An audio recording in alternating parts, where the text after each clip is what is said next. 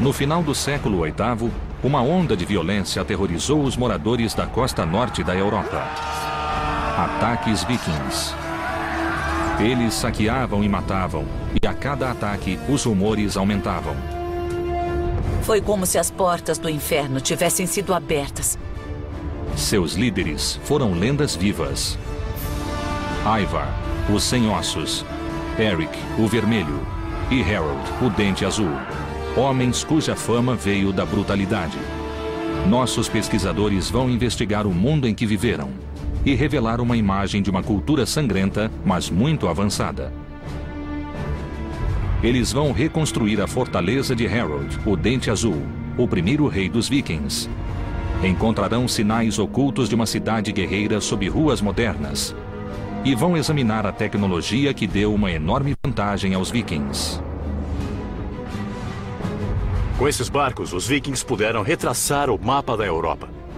Barcos como esses levaram exploradores vikings como Eric o Vermelho e Leif Erikson aonde ninguém ainda fora.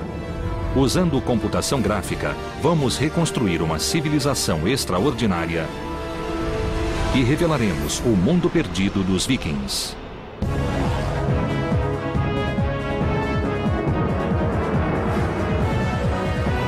Mundos Perdidos, os Vikings. Assassinos, bandidos, bárbaros, pagãos.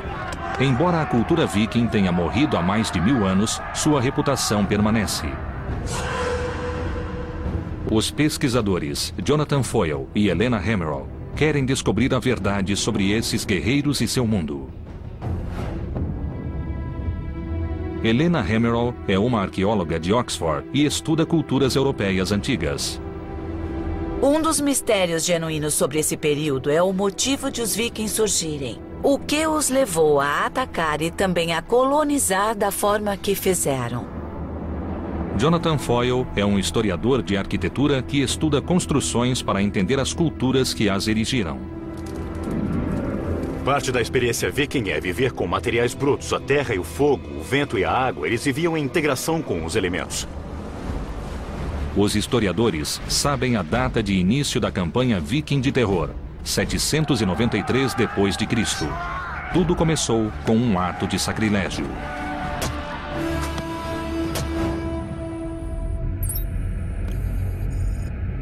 Jonathan viajou para Lindisfarne, na costa nordeste da Inglaterra. Havia um monastério aqui. Na época, era um dos santuários mais sagrados da cristandade. Nós herdamos uma imagem dos vikings como sendo piratas sedentos de sangue, e essa reputação surgiu aqui, em Lindisfarne. As notícias do ataque viking espalharam-se depressa pela Europa. Richard Oran explica. Este foi o primeiro ataque a um centro muito importante. Este foi o lugar em que um ataque aconteceu pela primeira vez. E psicologicamente foi o ataque que levou as pessoas a acreditarem que o apocalipse chegara. O ataque foi uma surpresa. Ninguém sabia dos vikings até os barcos surgirem no horizonte. Os monges do monastério não podiam acreditar que alguém pensaria em atacar seu santuário. Mas, como Jonathan descobriu, os vikings sabiam exatamente o que faziam. O que havia aqui para os vikings? Saque. Objetos valiosos, pequenos objetos de metal e coisas assim. Mas eles também queriam escravos, que eram uma cara mercadoria. O mosteiro era famoso pelas relíquias e tesouros. Sua única proteção era a fé. Acreditavam que ninguém ousaria violar o solo sagrado. Eles não tinham defesas, era um mosteiro. Mas eles deviam ter uma muralha ou coisa assim ao redor do mosteiro. Algo como isso aqui. Tinham, sim, um muro que circundava todo o lugar. Ele separava o espaço sagrado interior do mundo externo. Mas era, de fato, apenas uma linha de demarcação. Subindo até o ponto mais alto da ilha, Jonathan e Richard criaram uma imagem da comunidade que os vikings destruíram. O que os vikings viram por aqui há mais de 1000 anos? Certamente nada como isto. Nenhuma das construções de pedra que vemos agora. Não havia nada parecido, nada disso existia. Era uma comunidade monástica. Mas onde vemos a igreja paroquial ali e a igreja do priorado aqui, era o local do mosteiro saqueado pelos vikings. Em vez de construções de pedra, pense em madeira. As estruturas simples de madeira de Lindisfarne eram assim em 793. Essas construções modestas continham, no entanto, um tesouro de riquezas e eram um alvo perfeito para os vikings pagãos. Este lugar era muito mal defendido, feito de material inflamável, e não seria difícil para os vikings chegarem em alguns barcos e destruírem todo o mosteiro. De modo algum. Não havia nada aqui que resistisse a eles, e se quisessem destruir, podiam apagar esse lugar da face da terra. Os ataques vikings eram rápidos. Eles chegavam de surpresa, atacavam, matavam, saqueavam e queimavam. Lindisfarne ficou em chamas, criando um padrão para os ataques vikings. O monge Alcuin, que estava na corte do imperador na Europa, escreveu cartas de condolência. Ele soubera das coisas terríveis que aconteceram aqui e, basicamente, elas foram colocadas por escrito e isso as marcou para sempre como um grande evento. E o que eles pensaram sobre esses estranhos cabeludos que provocaram tantos danos? Devem ter ficado atônitos. Basicamente, eles o consideraram como as tropas do anticristo. Esse era um exército pagão que matava homens de Deus. Eram totalmente bárbaros, assassinos cruéis e sanguinários.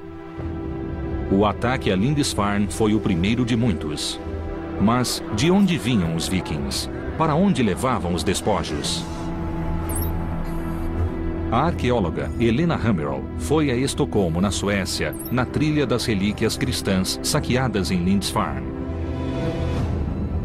Ela queria informações sobre a terra dos vikings e sobre sua cultura. No Museu Nacional, Helena encontrou-se com o curador Kent Anderson para ver as peças. Nós temos muitos objetos. Objetos do mundo árabe e objetos do oeste europeu. Como chegaram à Suécia? Como temos objetos únicos e como eles vêm de um contexto muito especial, como uma igreja ou um mosteiro ou algo assim, então achamos que tenha sido por saque. Este também é um objeto único que deve ser resultado de saque. Ele parece muito com o cimo do bastão episcopal. Sim, é sim. Então podemos imaginar que um pobre bispo irlandês foi atacado e seu bastão foi roubado. Sim, como um tipo de souvenir. Este símbolo sagrado da autoridade episcopal contrasta com os outros objetos do mundo viking. Espadas são os objetos mais valorizados pelos museus. A arma viking de mais prestígio era a espada longa, cuja lâmina valia 16 vacas leiteiras. O guerreiro que a possuía tinha status elevado. No museu, Kent mostrou a Helena achados arqueológicos desconcertantes que indicam sacrifícios animais e humanos. Isto é parte de um crânio e de esqueletos de um túmulo que continha 3 indivíduos. 2 deles com as cabeças cortadas. Isso deve ter sido um sacrifício humano. Como sabemos que eles foram sacrificados? Bom, isso pode ser visto nos ossos, realmente. O que é isto? Marcas de cortes. Marcas? Estou vendo. Meu Deus. Sacrifícios humanos seriam uma prática chocante para o mundo cristão antigo. Sim, devem ter Isso, sido. obviamente, sugere um outro tipo de ideologia e de visão do mundo. E por que isso ocorreu? Eles eram criminosos? Eles fizeram algo errado? Estavam sendo punidos? Não, eu acho que não. Essa era a melhor oferenda que se fazia aos deuses. Então, se quisesse oferecer mais que um cavalo ou vaca, iria sacrificar talvez um escravo ou... exato. Meu Deus. Sacrifícios humanos eram parte do funeral de um grande guerreiro ou líder. Os objetos encontrados em locais fúnebres trouxeram muitas informações sobre a cultura viking e nos ajudaram a completar a imagem do mundo viking. Nossos pesquisadores estiveram em Lindisfarne, onde surgiu a fama dos vikings como assassinos sanguinários. Viram objetos saqueados dos santuários cristãos europeus. Jonathan Foyle foi ao extremo norte da Dinamarca para revelar os segredos de um cemitério viking. Ele foi ao sítio de Lindon Oe. No final do século XIX, arqueólogos cavaram 4 metros de areia e acharam túmulos muito bem preservados. O especialista local, Lars Christian Norba, foi o guia. Lars, este é um sítio impressionante, não é? Fica no alto de uma colina, e então é o lugar perfeito para ser enterrado. As pessoas aqui eram de uma aldeia comum. O local foi preservado pelas dunas de areia, que chegavam a 4 metros de altura aqui. Então, o dobro da minha altura. É. De areia. É, cobrindo tudo. O mais intrigante neste sítio é o estranho padrão em que as pedras foram colocadas. Círculos, triângulos e formato de navios. Essas pedras parecem um amontoado à primeira vista. É como se fosse Stonehenge, mas elas têm uma ordem, não tem? O triângulo é um homem, as formas redondas são mulheres e os barcos também são homens. E é claro que sabemos isso pelos artefatos que estavam com eles nos túmulos. Aqui tem a forma de um barco. É. Essa aqui é muito grande, não é? Se eu estivesse enterrado aqui, acho que não iria ocupar tanto espaço. Não, você seria cremado e ocuparia menos espaço do que agora. A pira funeral viking era uma plataforma de madeira sobre 4 postes com o cadáver no alto. Embaixo dela eram colocados galhos sobre suportes de madeira. A estrutura queimava com um calor intenso. Depois da cremação, os restos calcinados e as oferendas aos deuses eram enterrados e circundados com pedras.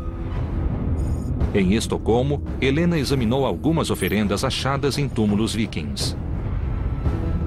Uma delas é inesperada. O que mais temos aqui? Bom, nós temos alguns broches e também temos o Buda.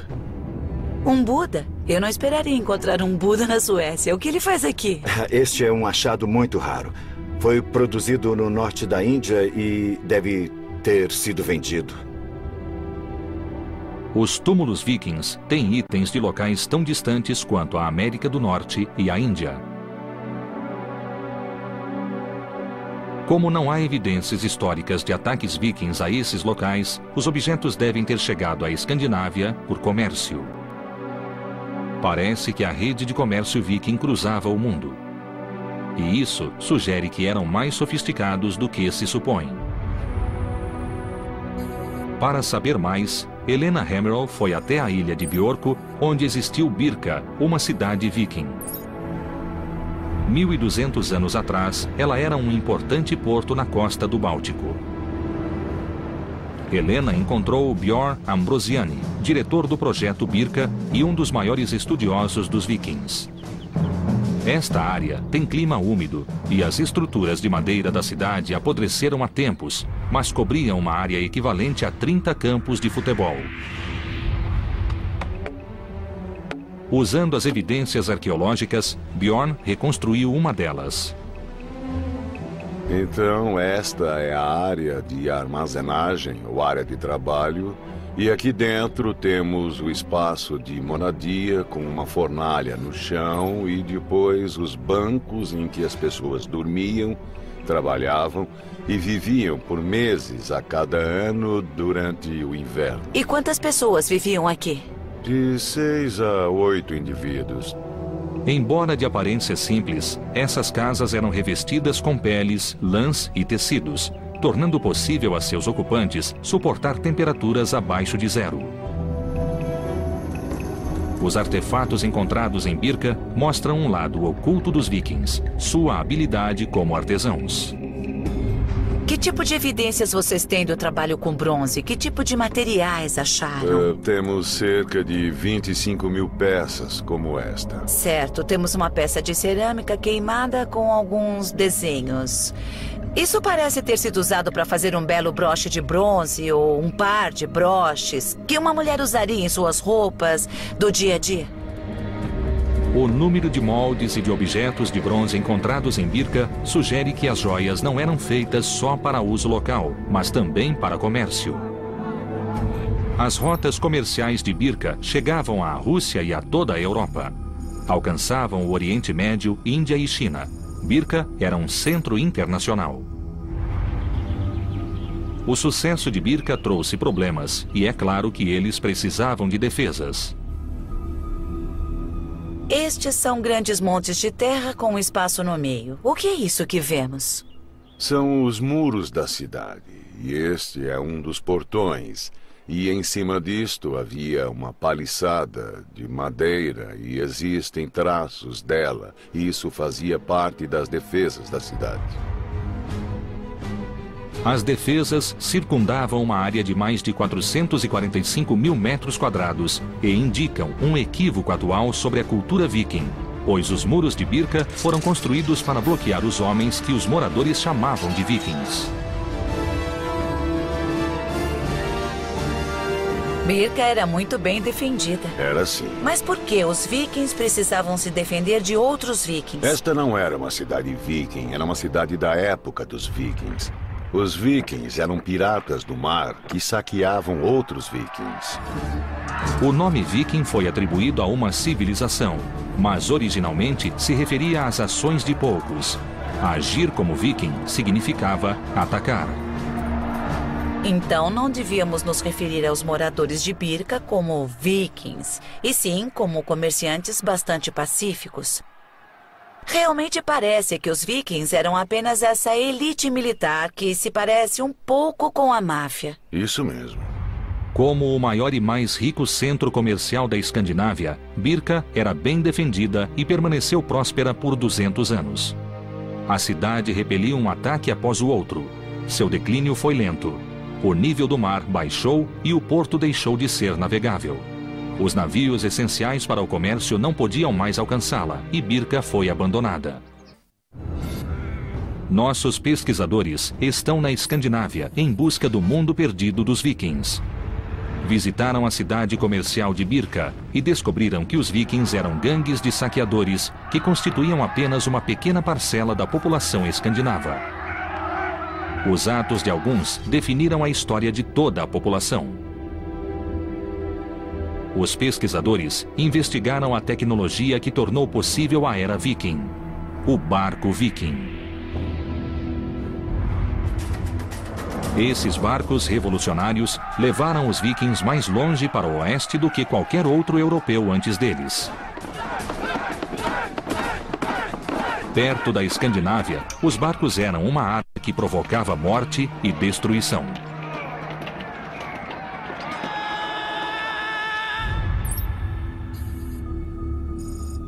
Jonathan Foyle visitou o Museu de Barcos Vikings em Oslo, na Noruega. Ele queria ver o barco Oseberg, encontrado em um sepulcro em 1903. Tem 1.100 anos e está 90% intacto. É crucial para os arqueólogos por ser o mais antigo barco viking com um mastro. Ao acrescentar um mastro e uma vela aos barcos a remo, os vikings aumentaram sua velocidade média para mais de 10 milhas náuticas por hora e também tornaram possíveis as longas viagens por mar. Para saber como o mastro era construído, Jonathan conversou com Bjort Orseth na oficina do museu. Bjort é um dos maiores especialistas no trabalho viking em madeira. Ele estuda a tecnologia do mastro e a razão de ser tão revolucionário. Isso aí é parte da estrutura que está ali? Sim, temos aqui o Masterfisk. Masterfisk? Sim. É como os marinheiros chamam o mastro. Isso. E esse é o modelo de 1? Sim, esse é um modelo em escala 1:4. Então isso aqui vai no topo? Sim. E depois nós colocamos isto como trava. Incrível, você encaixa isso aqui e isso não se move mais. Não. O peixe do mastro, assim chamado por ter forma de peixe, mantinha o mastro no lugar. Ele ajudava a distribuir o impulso do vento igualmente por todo o barco, o que evitava que o mastro quebrasse com ventos fortes. O mastro era removível, o que permitia que os barcos vikings passassem sob obstáculos que bloqueariam barcos com mastros fixos. Era preciso ser muito hábil para pilotar esses barcos. Ao lado do barco Oseberg, encontramos Knut Pasch, especialista em barcos vikings. Onde ficaria o nível da água aqui, no lado do barco? Dá para ver, é onde forma 90 graus, este ângulo aqui. Nesta área aqui. Isso. Então, se inclinasse mais de 9 graus, de fato afundaria imediatamente. Então existe um ajuste de equilíbrio muito delicado nesse barco. Depois de 1.100 anos, ainda se nota a habilidade dos construtores. Está extremamente bem preservado, como se pode ver. E esse ferro não enferruja. Então esses são mesmo os rebites originais? Sim, são sim. Os rebites são feitos de ferro encontrado em pântanos e que não enferruja. Mas o material mais importante era a madeira do casco do barco. É feito de carvalho, 100% carvalho. Quantas árvores seriam necessárias para um barco como este? 80 seria um bom palpite. 80 árvores. Esse é um grande investimento, então. Sim, eles certamente eram caros. Quantos barcos havia numa frota? Temos registros escritos que falam em cerca de 50 e até 100 barcos ao mesmo tempo. Então, 80 árvores vezes 100. Aham. Estamos falando de 8.000 árvores. Isso é um grande desmatamento. Por usarem carvalhos que demoram 150 anos para crescer, os barcos vikings mudaram a paisagem local e a navegação para sempre. Há uma essência dos vikings nesses barcos. É onde imaginamos que os vikings estivessem em alto mar. Mas, ao ficar face a face com um barco viking de 1000 anos, sentimos um respeito real por sua engenhosidade, por sua destreza e pura determinação. A habilidade e a determinação dos vikings é aparente no Museu Roskilde, na Dinamarca. Helena veio investigar como o projeto revolucionário dos barcos mudou o mundo viking. Ela esteve com Turi Müller, que constrói barcos com técnicas e tecnologias vikings. As ferramentas que está usando são similares às que eles usavam na era viking? Tentamos fazer o mais igual possível. Podemos ver pelas partes escavadas. Algumas vezes não conseguimos achar todas as ferramentas que vemos nas marcas no barco. Que sistemas de medida usavam? Sabemos o que usavam na era viking para fazer isso? Não sabemos. Existem muitas teorias, mas na construção de barcos tradicionais, a gente faz isso pondo ao lado. Sim, então usavam padrões. Sim.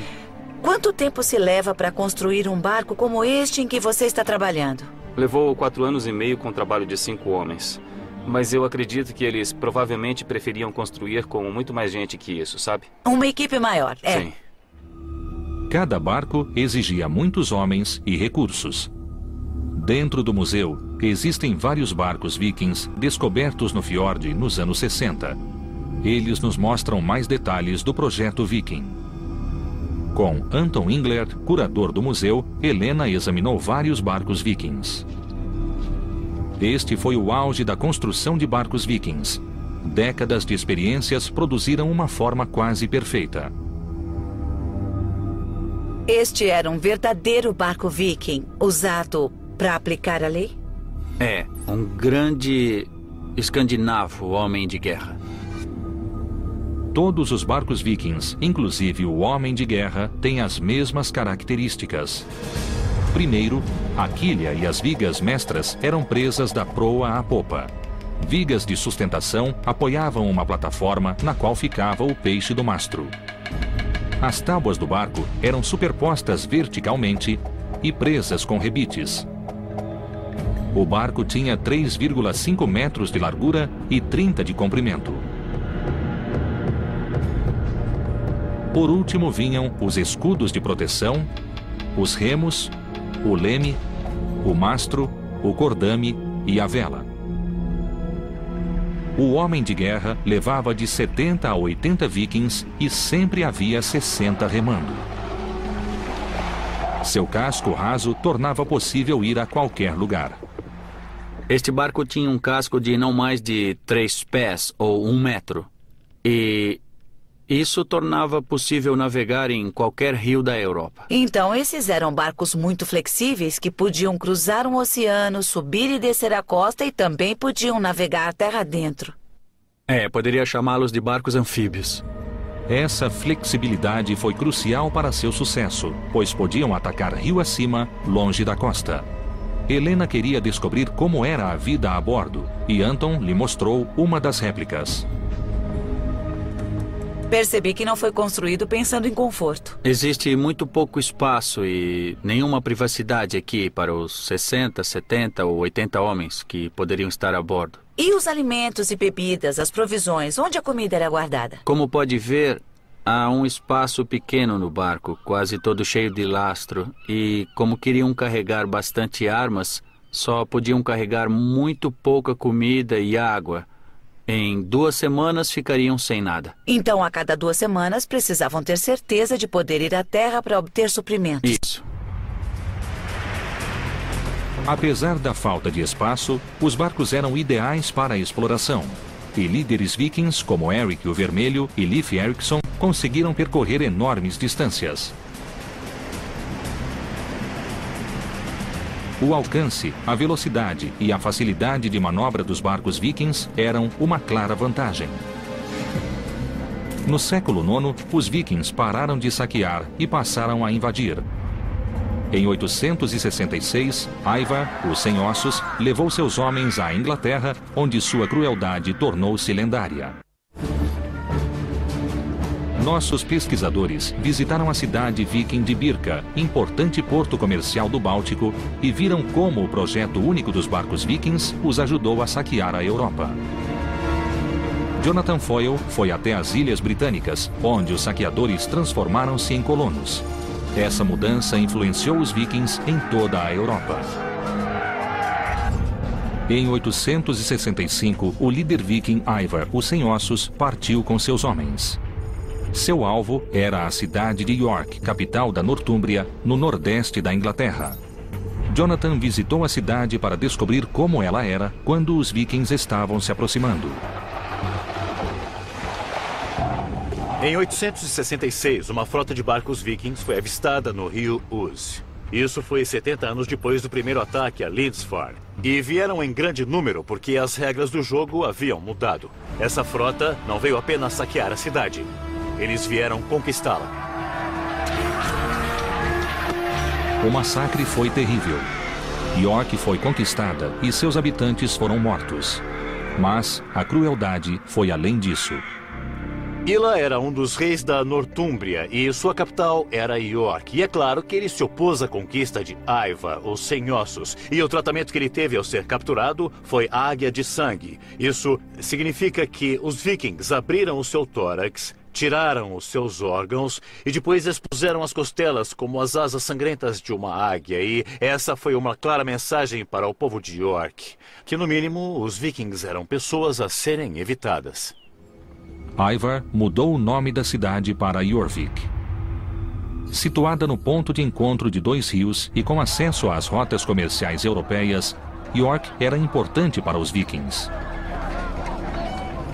Eles deixaram marcas aqui. Jonathan explorou a herança viking que ainda existe na cidade moderna.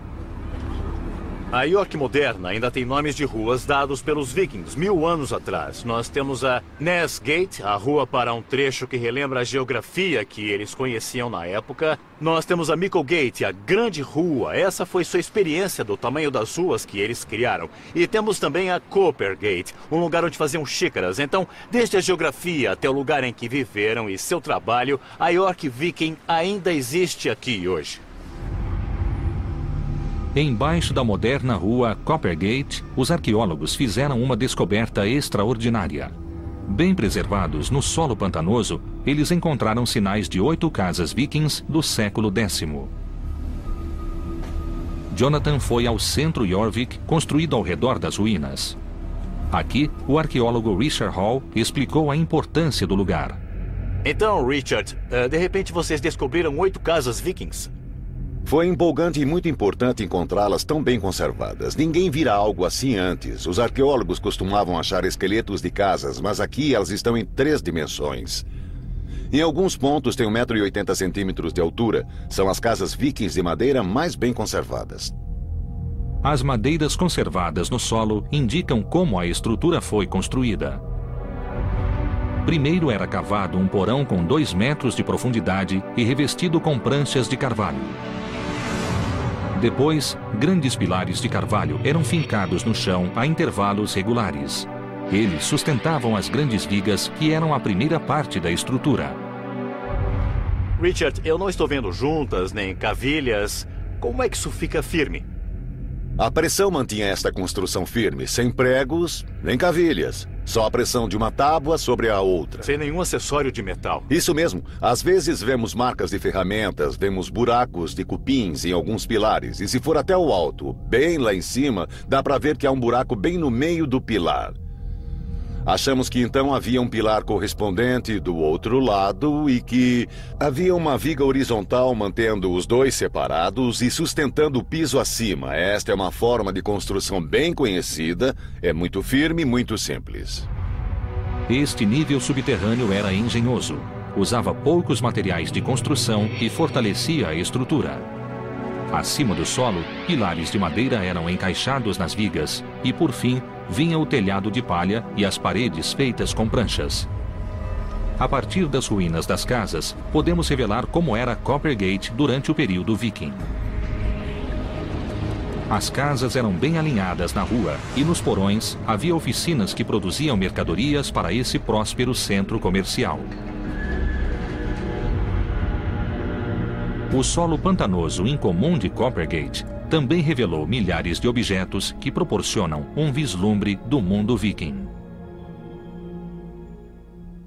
Richard, quais são os itens principais? Bem, estes são representativos de algumas das coisas mais completas que nós encontramos. Isto, por exemplo, é um sapato da época viking. É muito bem feito. E pode-se ver aqui, bom, eu estou olhando para o desgaste ou as marcas feitas pelos dedos de alguém, não é? Pode ver que calos ele tinha e com quais Joanete sofria.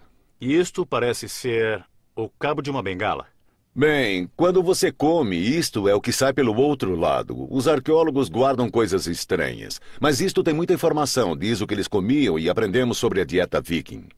Achamos tigelas de madeira como esta e Coppergate era a rua dos fabricantes. Era aqui que colocavam a comida. Eles gostavam de escolher a melhor madeira para essa finalidade. Eles eram mestres com a madeira, não é? Isso é chifre de veado, o plástico da era viking. Eles não desperdiçavam nada. Não, eles se asseguravam de usar as matérias-primas do melhor modo possível e extrair o máximo do que tinham. Jonathan esteve na Escandinávia para entender o mundo perdido dos vikings. Mas aqui em York, ele encontrou um de seus habitantes. Richard, eu estou finalmente face a face com um viking. Face a face com um habitante de Jorvik 1000 anos atrás. Alguém que teve um triste fim. Se olhar cuidadosamente para o esqueleto, verá que tem diversas marcas causadas por ferimentos de lâminas. Então, achamos que ele morreu em uma batalha. York era importante e foi cobiçada por vários governantes. O povo de York estava acostumado a lutar para defender a independência. Muitos esqueletos foram encontrados em York com sinais de ferimentos em batalhas, normalmente causados pela alabarda.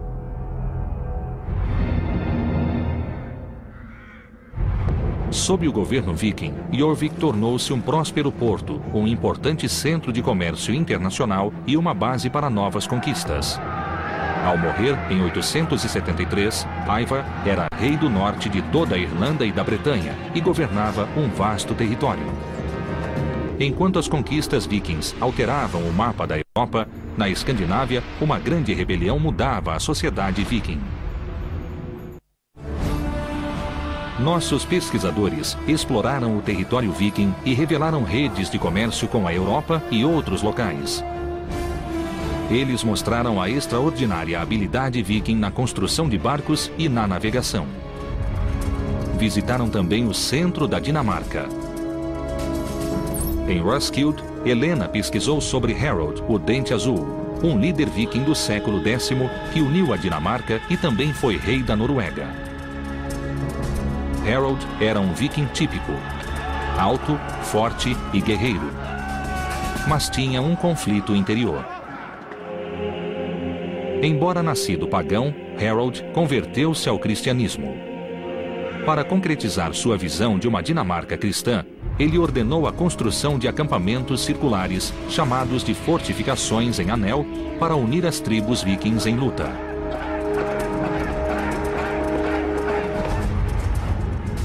Quatro desses sítios, construídos com precisão geométrica, foram identificados pelos arqueólogos. Helena foi a Trelleborg para investigar como eram construídos. Ela se encontrou com Mads Stern, especialista na construção das fortificações. A construção foi iniciada em 975. Tudo isso foi parte de uma grande mobilização militar na Dinamarca nessa época. Embora Harold não tenha escrito por que construiu as fortalezas, temos uma boa ideia do que deve tê-lo motivado. Ah, sim. Podemos ver por dentro? Sim, claro. Eles foram para uma das barreiras para ter uma visão melhor do sítio. Em cima da barreira de terra havia uma cerca de madeira. Sim, era assim. Essencialmente... E havia um caminho no alto da barreira. Também era fácil andar ao redor e cruzar os portões. E havia, é claro, pontes para que pudessem mover as forças muito depressa ao redor de toda a fortaleza quando acontecia uma batalha. Agora podemos revelar como essa fortificação era impressionante quando vista de fora. Rodeada por uma paliçada de carvalho com 7 metros de altura, ela era guardada por guerreiros de elite. Acreditamos que havia cerca de 400 a 500 guerreiros aqui. E as famílias de alguns deles provavelmente moravam ali. Acabou sendo não só uma base militar, mas também um tipo de comunidade local. As fortificações em Anel funcionavam como centros regionais de controle e de coleta de impostos e como símbolos do poder de Harold, o Dente Azul. Devia haver fazendeiros que traziam provisões para os guerreiros. A ideia é que o rei e seus homens viajassem de uma fortaleza para outra e quando acabavam os víveres, eles seguiam para a próxima. Então o rei estava literalmente viajando pelo país e consumindo os impostos, praticamente comendo os impostos. Sim, é isso mesmo. A construção dessas fortalezas consumiu muitos recursos. A construção de Trelleborg exigiu o trabalho de centenas de homens durante 6 anos e usou mais de 9.000 carvalhos. Foi necessário muito trabalho, realmente. Devem ter sido uns 1.000 homens trabalhando aqui, pelo menos. O muro da fortaleza era um anel de terra com 135 metros de diâmetro, 17 metros de espessura e 7 metros de altura, rodeado por um fosso de 4 metros com estacas afiadas. Em cima disso, havia uma paliçada e um caminho. 4 portões permitiam a entrada ao centro do forte, criando um símbolo arquitetônico da cristandade, uma cruz gigantesca. Só havia uma pessoa que poderia ver isso e, na verdade, era Deus no céu. Em Furcate, outra fortificação em Anel, Jonathan Foyle investigou como era a vida nessas estruturas enormes. Estou em Furcate, um forte que é idêntico a Trelleborg. Nós temos a mesma barreira circular de terra com entradas ao norte, sul, leste e oeste. Parece que foi feita com um grande cortador de biscoitos sobre a paisagem. Jonathan investigou o que essas estruturas e os objetos encontrados nelas revelam sobre o mundo perdido de Harold, o Dente Azul. Jonathan foi acompanhado pela especialista Elsie Rosedal. Você deve ter descoberto com os objetos a dimensão humana. Como essas construções eram usadas e o que elas dizem a você? Essa uniformidade de planos sugere que o uso era puramente militar em todas elas, mas pela distribuição dos objetos encontrados, você pode ver que mesmo que as casas tivessem todas o mesmo layout, tinham funções diferentes. Estas foram estruturas estranhas que surgiram em uma situação política muito específica. Elas foram construídas e não há nada igual em nenhum lugar. Já procuramos em todo o mundo. Com as descobertas em Furcate, os arqueólogos reconstruíram a aparência das construções que existiam aqui. Com 30 metros de comprimento por 8 de largura e sustentadas por mais de 50 estacas inclinadas, as construções eram o foco da vida. Ao reconstruir uma casa em Furcate, os arqueólogos viram que a construção exigia tanto esforço e conhecimento quanto a construção dos barcos vikings. Mas ainda existem dúvidas sobre seu projeto singular. Eu estou perplexo no limiar deste mundo viking. A sensação dominante por aqui é da madeira. Ela o rodeia, é quase como uma tenda de madeira. Tudo que se vê é madeira ou escuridão. Tudo isto é carvalho sólido. Todas as estacas estão fincadas no solo. Eles eram mestres em tudo que usava madeira, como sabemos pelos barcos. E por que a parede é curva? Bem, houve muitas sugestões e uma delas, a ideia do barco, não é muito provável. Mas pode ter sido para que houvesse mais espaço ao redor do fogo. No interior, Jonathan sentiu como era a vida nessas grandes salas. Eu não sei se sou só eu, mas eu sinto vontade de ficar o mais perto possível do fogo. Isso reflete o uso da casa no passado? Coisas importantes aconteciam nessas grandes salas, como, por exemplo, apresentações de poesia. Também havia todo tipo de acrobacia e coisas assim. Reconstruindo o plano da fortaleza, como era no reinado de Harold, o Dente Azul, vemos Furcate como uma estrutura monumental projetada para a guerra, mas que também era o foco da comunidade e da sociedade viking durante as épocas de paz. Porém, as fortalezas não sobreviveram ao homem que ordenou sua construção. Vikings pagãos rebeldes, liderados por seu filho, insurgiram-se contra Harold e sitiaram suas fortalezas sagradas. Houve uma revolta liderada por seu filho Ven, o Barba Fendida, e ele foi morto. Depois dessa revolta, o novo governo não se interessou pelas fortalezas e elas foram abandonadas. Então, de fato, são fracassos. Mas fracassos esplêndidos. Você seria a última pessoa que eu pensaria que chamasse isso de fracasso por causa do envolvimento e do amor que tem por elas. As descobertas de Jonathan em Furcate revelaram a vida nessas fortalezas e também o mundo viking em transição de tribos pagãs para reinos cristãos. A civilização viking progrediu muito em 250 anos. Eles tiveram muito sucesso no que fizeram. Primeiro saqueando e depois colonizando e se fixando nas costas do Atlântico Norte. Os descendentes de Harold governaram um império que incluía Inglaterra, Noruega e Dinamarca. E os vikings fixaram-se em toda a Europa e além dela.